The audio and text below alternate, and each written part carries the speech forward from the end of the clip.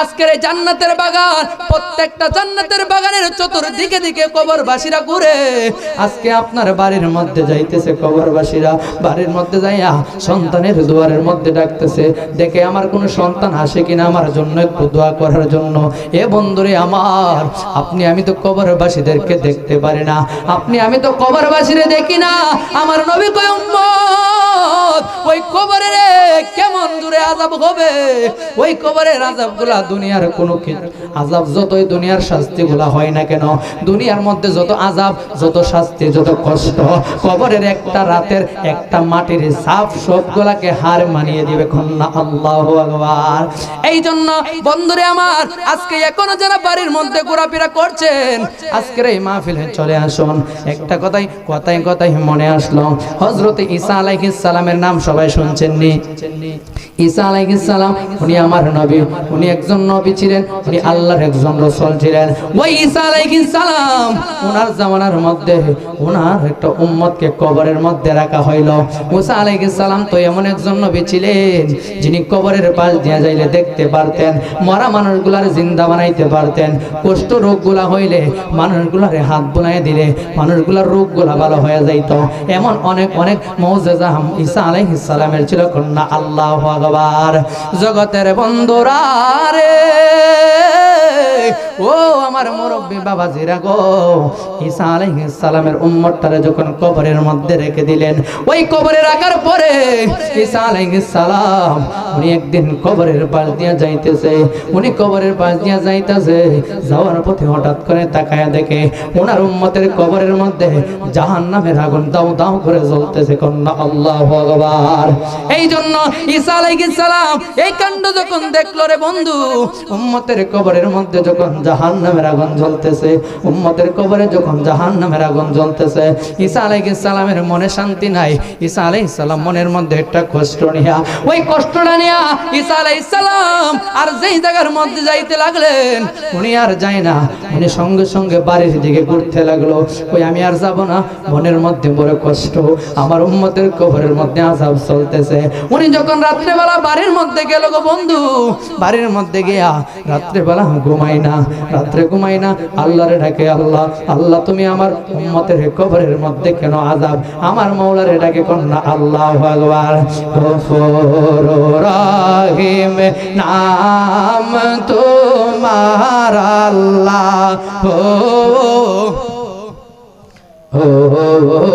আল্লাহ রহমান রাহিম নাম তোমার আল্লাহ, ও ইয়া কারীম নামটি তোমার আল্লাহ, মাবুদ আল্লাহ, আল্লাহ আল্লাহ রহমান রাহিম নাম তোমার আল্লাহ। চিৎকার মেরে কন্যা আল্লাহু আকবার। ওই ঈসা আলাইহিস সালাম গভীর রাত্রে না ঘুমায়া আমার আল্লাহরে ডাক দিয়া কই, আল্লাহ গো, ও মায়ার আল্লাহ, আমার উম্মতের কবরে কেন আযাব দেখা যায়, আল্লাহ গো, আমার উম্মতের কবরে আযাব, আমার মনে তো শান্তি নাই।